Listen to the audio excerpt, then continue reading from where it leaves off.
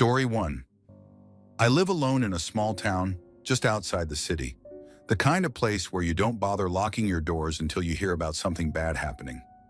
My house isn't much, just a one-story with an old unfinished basement. The kind of basement that smells like damp concrete no matter what you do. I rarely went down there, mostly just to reset the breaker when the power flickered during storms. A few years ago, I was on a dating site, swiping through, not expecting much. Then I matched with someone. She was attractive. Dark hair, sharp features, kind of alternative looking. Her profile was light on details, but there were a few pictures. One caught my attention. Her wearing a rabbit mask, the kind that's supposed to look cute but just ends up looking creepy. It was old, dirty, and this part stuck with me. There was something that looked like dried blood smeared along the edges. I messaged her first. We made small talk, nothing special. She was flirty but odd. She kept making references to games she liked to play, but I brushed it off as a joke. Then out of nowhere she asked, "What are you up to tonight?" I told her nothing, asked the same back. "Playing hide and seek with Fluffy." I paused. "Fluffy?" She responded immediately. "Yeah, you saw him in my pictures." I scrolled back and saw the mask again. Right. Weird, but whatever. I decided to roll with it. "That sounds fun, I guess." Then she sent another message. "We'll be playing in your basement." I actually laughed when I read it. My first thought? Just a wild guess. She's trying to be creepy. Maybe she looked up my general location and assumed I had one. Still, I lied. "I don't have a basement." Almost immediately she replied, "Oh yeah." And at that exact moment, like she had been waiting for my response, something moved downstairs. A deep, wet, dragging sound, like something heavy sliding across the concrete. Then came a noise I still can't explain. It boomed up through the floorboards. Not human, not mechanical, just wrong. Every hair on my body stood on end.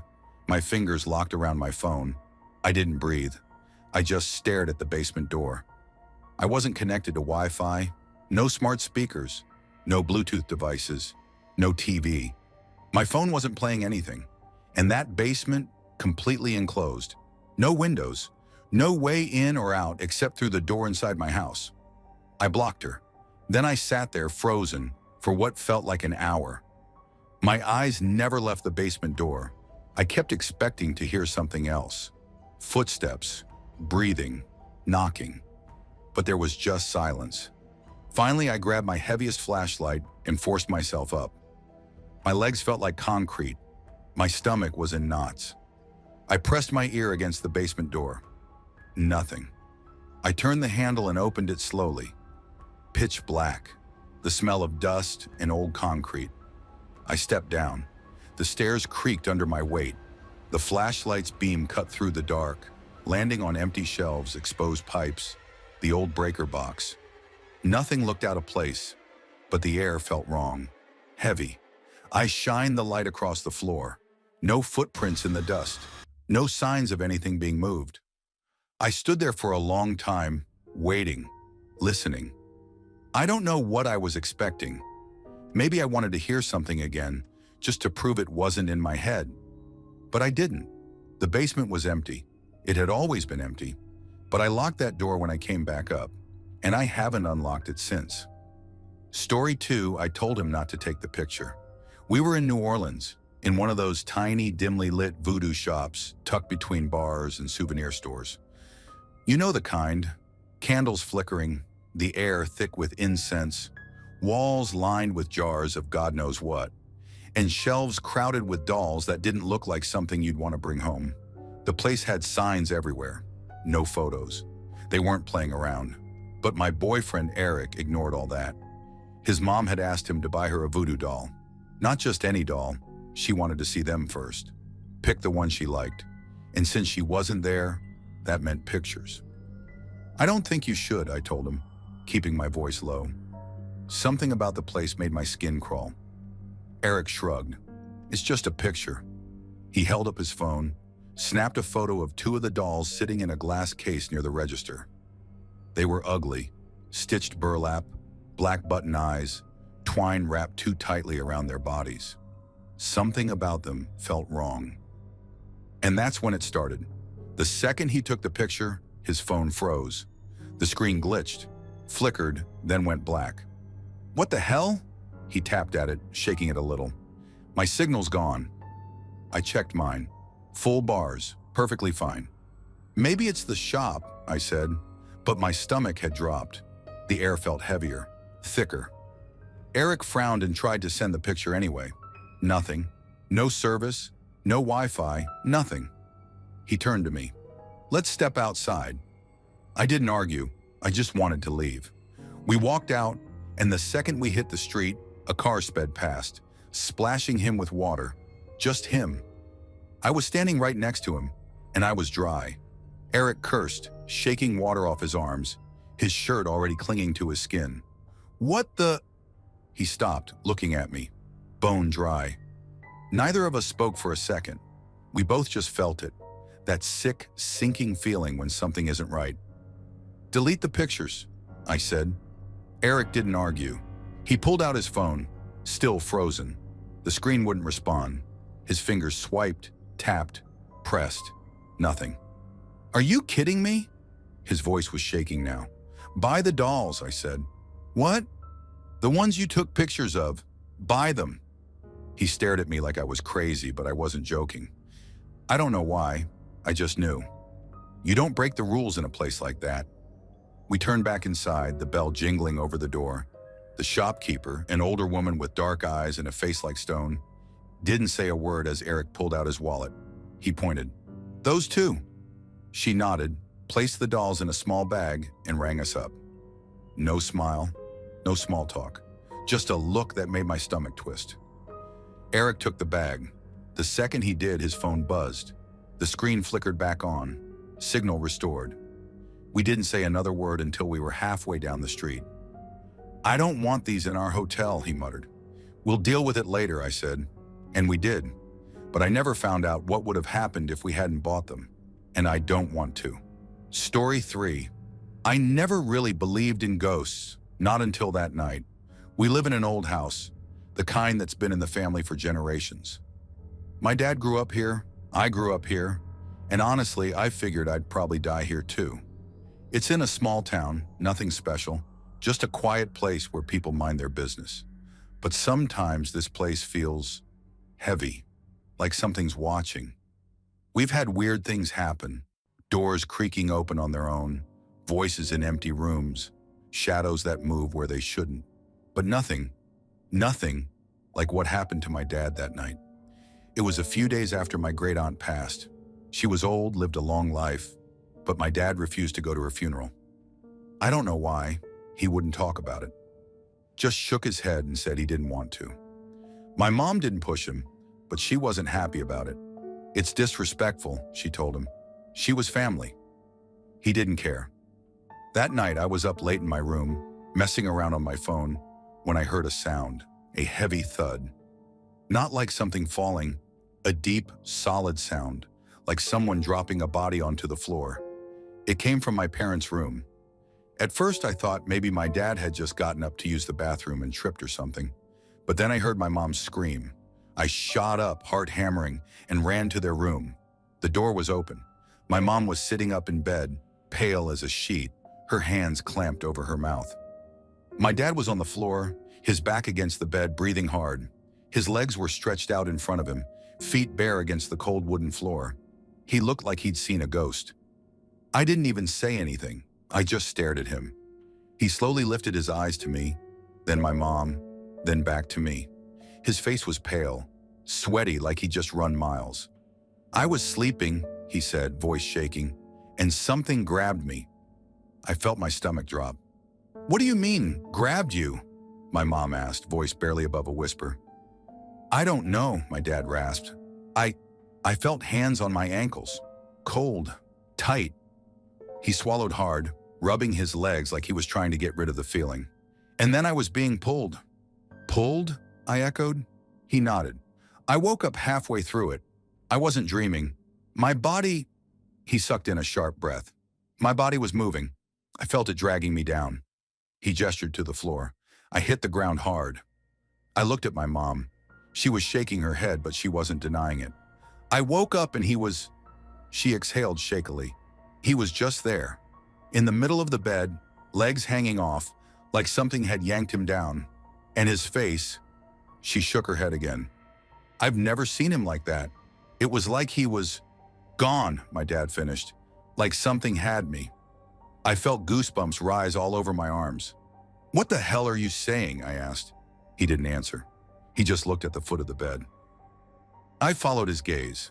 The blanket was bunched up, pulled unevenly, like something had physically dragged it. But what really made my blood run cold were the sheets beneath it. 2 long, faint handprints pressed into the fabric, one on each side. I felt my throat tighten. I looked back at my dad, and he just stared at me, eyes wide. I'm not sleeping in this room again, he said. His voice was flat, final. My mom didn't argue, neither did I.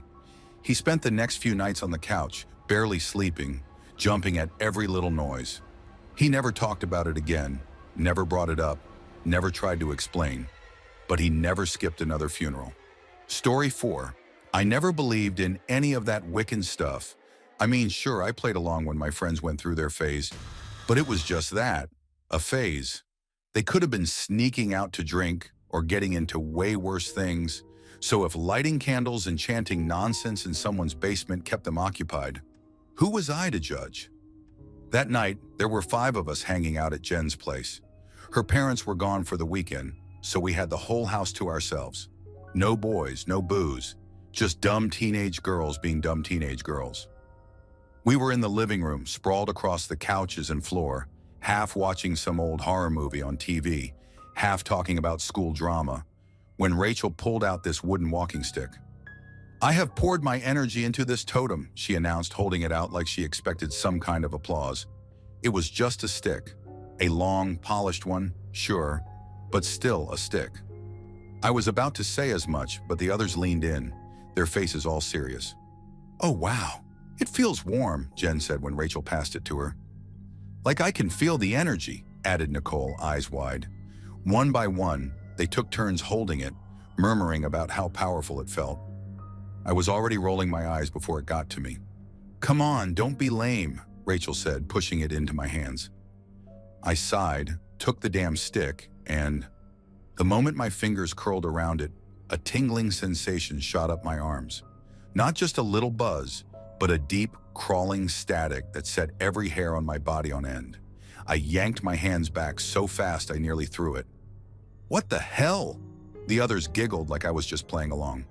You felt it, right? Rachel grinned. I didn't answer. I just passed it off and wiped my palms on my jeans, trying to shake the feeling.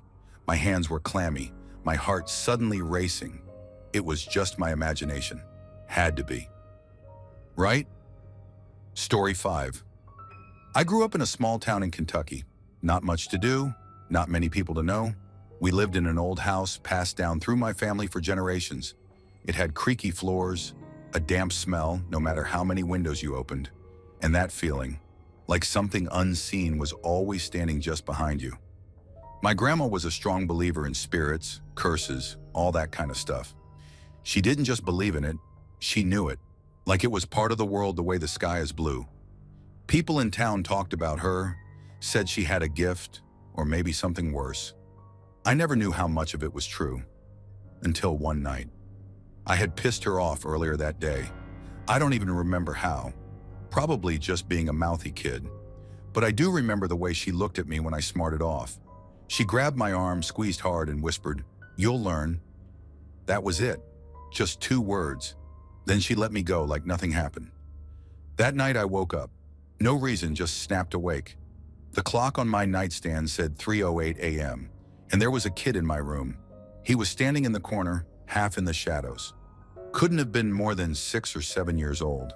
He wore a dirty green shirt, like he'd been rolling in mud. His hair was shaggy, like it hadn't been cut in a long time. But the worst part? His eyes. Too wide, too still. I couldn't move. I couldn't speak. My whole body felt locked in place, like something was pressing down on me. We stared at each other for what felt like forever. Then he grinned, a weird, stretched-out smile, and bolted. But he didn't run out of my room. He went through the door, not through the doorway, through the solid wood, And as he did, I heard him laughing, this high-pitched giggle that made my stomach twist. I don't know how long I laid there, sweating, heart pounding. I kept telling myself it was a dream, sleep paralysis, whatever. But then maybe half an hour later, I felt it again. That presence. This time it was a teenager. He was standing at the foot of my bed, taller, lean, about 15. His clothes were old too, torn jeans, a faded jacket, but his face was wrong. His lips moved like he was mumbling something, but I couldn't hear it. And again, I couldn't move, couldn't scream. I tried. God, I tried. He took a slow step toward me, then another. My chest felt like it was going to cave in. I couldn't breathe, couldn't even blink. Then he just disappeared, like smoke sucked into the air. I laid there shaking until the sun came up. The next day I didn't say anything. I told myself it was a dream. Had to be. But that night, same time, same feeling, I woke up. And this time I didn't see anything. I heard them, screaming, dozens of voices, maybe more. Some whispering, some shrieking, all overlapping, all hammering into my skull. Do it. End it. Kill them. Kill yourself. I covered my ears, but it didn't stop. It was inside my head. I curled up, sobbing, rocking back and forth, trying to drown it out. I don't remember falling asleep. I just remember waking up to my mother shaking me, saying I looked pale as death. That afternoon, my uncle anointed me with oil, a prayer, a touch to my forehead. I didn't believe in that kind of stuff before, but as soon as he did it, I felt lighter, like something had been ripped off me. And then I saw my grandma. She was sitting in her chair on the porch when I got home, rocking slow, like she'd been waiting. When I hugged her, because I had to, because it would have been weirder not to, I felt it immediately. A sickness, a deep, twisting nausea, like my insides were turning inside out. She didn't say anything, just smirked. I got anointed again that night, and that was the last time anything like that ever happened. I don't know what she did to me. I don't want to know, but to this day, I don't cross her, and I never ever make her mad. Story 6. I never believed in ghosts or spirits or any of that. But there was one night, just one, that made me question everything. I was living alone at the time, renting a small one-bedroom apartment in a pretty average neighborhood.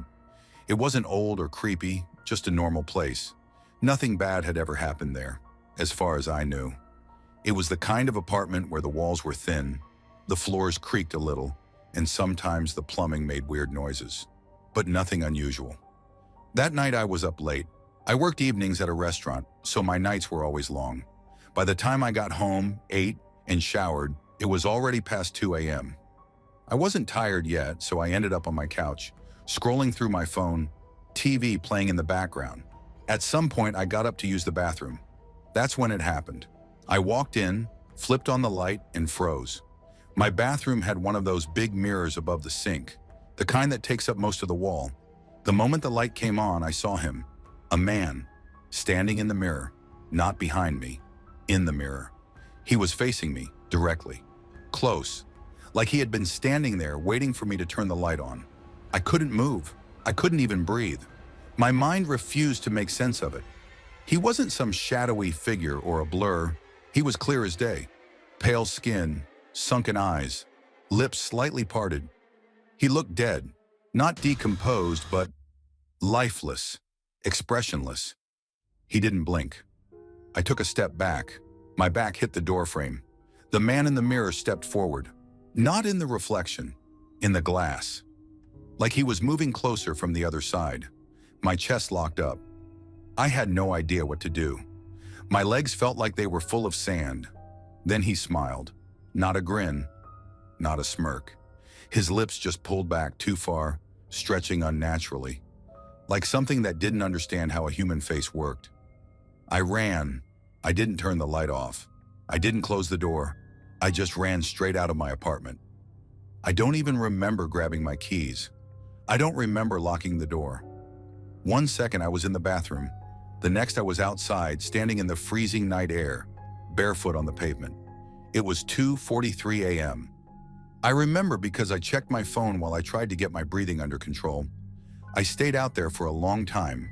I wasn't about to go back in. I wasn't about to see if he was still there. Eventually, I ended up crashing at a friend's place. Told him I had some weird plumbing issue, didn't want to deal with it. I went back the next afternoon. Broad daylight. Everything was exactly the way I left it. The bathroom light was still on. The mirror was still there. No man. But I swear, the glass looked different, like something had pressed against it from the other side, like someone had been there. I never used that mirror again. Story 7. I was renting this house just outside of town. Nothing fancy.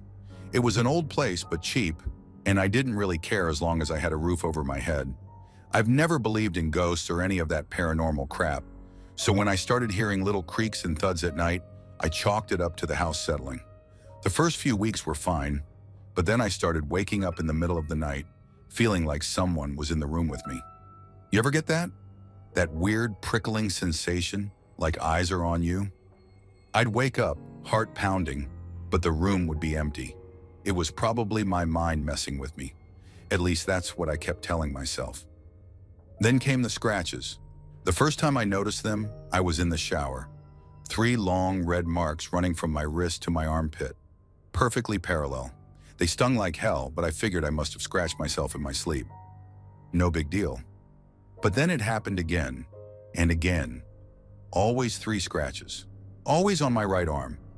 I started to feel uneasy in the house, like I wasn't alone. I'd see things out of the corner of my eye, shadows moving where there shouldn't be any. I'd be sitting in the living room watching TV and feel a cold breeze even though the windows were shut. The worst night, though? That was the night that made me question everything. I woke up around 3 a.m. to this loud bang, like something had slammed against the back of the house. My heart was racing as I got up and went to check it out. My back door was wide open. Now I knew I locked that door before bed, deadbolt and everything. No way in hell it should have been open. My first thought was someone had broken in, but nothing was stolen. No signs of forced entry. I locked the door again, double-checking the deadbolt, even tugged on it to make sure it was secure. Next morning I wake up, walk into the kitchen. The back door, wide, open. But here's the part that still messes with my head. The deadbolt was still locked. The knob was still locked. The door had somehow opened without unlocking. I stood there for a long time just staring at it, trying to make sense of it. There was no way, no logical explanation. After that, I couldn't shake the feeling that something was in that house with me, watching me, maybe even hurting me. I told a guy at work about it, kind of half joking, and he got real serious. Said his sister was some kind of Native American shaman or something, offered to have her come by and bless the place. At that point, I was willing to try anything. She came by a few days later, burning some kind of sage, muttering under her breath as she walked from room to room. She stopped in my bedroom and just froze. "There's something here," she said. She hung this little bundle of sweet grass above my bed and told me to keep it there. Said it would help. And just like that, everything stopped.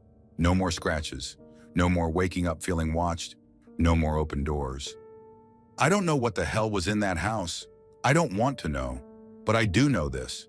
Whatever she did, it worked. And I never stayed in a place like that again. Story 8. I don't know if I believe in ghosts, demons, or whatever you want to call them. But I do know that something followed my sister. And whatever it was real enough to make our whole family feel it. It started when she got into witchcraft. She was maybe 13, obsessed with spells, candles, pentagrams, all that. I don't think she really knew what she was doing, just following whatever she found online. Our house, already kind of old and creaky, started feeling wrong. We'd see things move just out of sight, hear knocks where there shouldn't be any, and the living room at night? None of us wanted to be in there. But when we moved overseas, that should have been the end of it. It wasn't. The weirdness followed, always tied to my sister's room. Strange noises, shadows where there shouldn't be any, objects not being where we left them. But it was never worse than when we moved again, back to the US. My mom and sister left 6 weeks before the rest of us. My dad, brother, and I stayed behind to pack and clean up the old house. That's when it got bad. It was always her room. We were clearing it out late one night when we heard a thump from inside. The room was empty, carpet stripped, furniture gone, nothing left but the walls and the closet. My dad opened the door. The air was heavy, like stepping into a room full of dust, except the air was clear. Then the windows, both of them, slammed open at the same time. Not a slow creep, not the wind rattling them. They slammed. We just stood there. Nobody moved. Then the door behind us, her closet, creaked open, slow and deliberate. I don't know how long we stood frozen like that, but my dad broke it first. "We're done for the night," he said, voice tight. We left everything and walked out.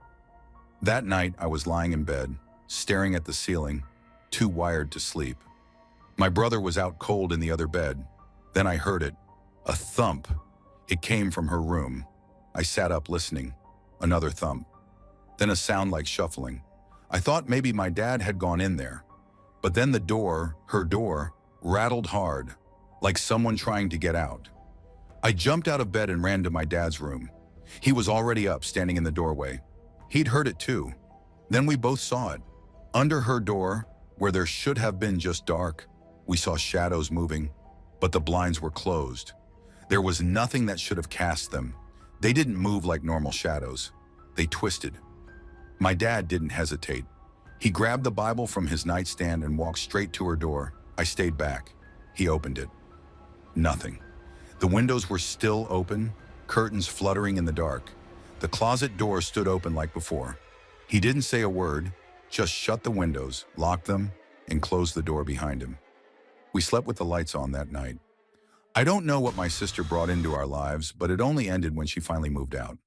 We cleaned her room, boxed up her old stuff, and whatever had been with her, it left. Or at least, it left us. Story 9. I was in high school when this happened. I've only ever told my brother about it because even now, I don't know how to explain it without sounding insane. I don't believe in God, I don't believe in the devil, and I definitely don't believe in ghosts. But that night made me question everything. I was dating this guy. Let's call him Mark. He was a piece of shit, to be honest. Always putting me down, always acting like he was smarter than everyone. Toward the end of our relationship, he got really into Satanism. Not the kind where you're just edgy and read philosophy books, the kind where he actually thought he could summon things. One night we were on the phone and he told me he was going to send something to me. I laughed. Like, okay, sure. Go ahead. Send your little demon. He got weirdly serious and said, "You'll see." I didn't think about it. We hung up and I went to sleep. I woke up in the middle of the night with the worst stomach pain I'd ever felt. It felt like something was twisting my insides. I tossed and turned, trying to find a position that didn't hurt, but nothing helped. Then I sat up, and the pain stopped. Instantly. I sat there for a second, confused, but I was exhausted, so I laid back down. The second my head hit the pillow, the pain started again. Worse. I curled up, groaning, then, "Hey!" A whisper right in my ear. I froze. My whole body tensed. It was a man's voice, low and close. I opened my eyes. My room was dark, nothing out of place. My door was still shut. I was alone. I told myself I imagined it. Maybe I was dreaming. I forced myself to relax, to go back to sleep. Then, "Wake up." Another whisper, right against my ear. I sat up so fast I almost made myself dizzy. My stomach pain? Gone. Again. Now I was scared. I wasn't dreaming. I wasn't half asleep. I was awake, sitting in my bed, my heart pounding. I didn't want to move, didn't want to think. I pulled my blanket over my head like I was 5 years old, like that would help. For a few minutes, nothing happened. Just my own breathing, my own heartbeat. Then the tapping started, random, deliberate. On my desk, my bookshelf, the wall. Like someone was walking through my room and running their fingers over everything, drumming their nails as they passed. I couldn't move. My body locked up. The tapping moved closer. I ran. I didn't stop to turn on the light. I didn't stop to grab anything. I just threw myself out of bed, yanked my door open, and bolted down the hall to my mom's room. I never slept in that room again. Story 10. I grew up in a small town where there wasn't much to do, so me and my friends spent a lot of time scaring the hell out of ourselves. Ghost hunting, reading about the occult, making up theories about places being haunted. If it was creepy, we were into it. And we really loved Ouija boards. That's where this story starts. One day, my friend Josh comes up to me at school, looking all serious. Says he did a Ouija session on the bus. I laughed at him. On the bus? He nods. Made a board on a piece of paper. It worked. I give him a look, waiting for him to tell me he's messing with me. He doesn't. Said its name was A, he goes on. Kept trying to warn me about something. Now I'd had my own weird experiences before, so I wasn't going to dismiss it outright. Warn you about what? He shrugs. Dunno, wouldn't say. That got my attention. Our friend Kate was listening too, and she was just as interested. I had an actual Ouija board at home. I got it for Christmas, even though my mom wasn't too happy about it. So I suggest we do a real session, properly, with candles, salt, the whole deal. We planned for that weekend. That night we set up in my room. The lights are off, we've got candles lit, and I even threw some lavender around because I read somewhere it could substitute for sage. Josh sits across from me, Kate to my right. We put our fingers on the planchette. I started off. Is anyone here? For a few seconds, nothing. Then the planchette moves. Yes. I look at Josh. Is this A? The planchette hesitates, then moves. No. That was weird. I glance at Kate. She looks uncomfortable. What's your name? She asks. T. Josh leans in. What are you? The board spells out Proxy. I don't like that. Proxy for what? Nothing. Kate grabs her phone and Googles the word. Reads out, a person or thing acting on behalf of another. The second she says it, I feel this deep, awful feeling in my stomach. Like we just opened a door to something we weren't supposed to. Then, bang! A loud noise from the closet. Kate gasps. Josh jumps. I freeze. What was that? Kate whispers. Josh is already getting up. I'm checking. I'll go with you, Kate says, even though she looks like she wants to do the exact opposite. I don't move. I know you're not supposed to take your hands off the planchette without saying goodbye. They creep toward the closet. Josh reaches for the door, pulls it open. Then they both scream, not a little scream, a full, raw, terrified, get the hell out of here kind of scream. They bolt past me, knocking over a candle. I barely register it because the second they do, I feel something in the room with me. I don't look. I can't. With shaking hands, I force the planchette to goodbye. Then I run. We don't stop running until we're outside on the front lawn. We're breathing hard, eyes wide, staring at each other. What? My voice shakes. What did you see? Kate won't talk. She just shakes her head. Josh swallows hard. His face is pale. Something in the closet. I wait. He doesn't want to say it, but I need to know. It was curled up on the floor, he finally says. Long, black, like a shadow, but solid. I feel sick. It had eyes, Kate whispers. Tiny white eyes. Nobody says anything after that. We didn't touch the board again. I put it in the attic and never brought it back out. I still don't know what we talked to that night, but I know one thing for sure. It wasn't A. Thanks for watching. Don't leave before leaving a like to this video. Also hit the subscribe button to support my work. And as always, have a horrific nightmare, my dear.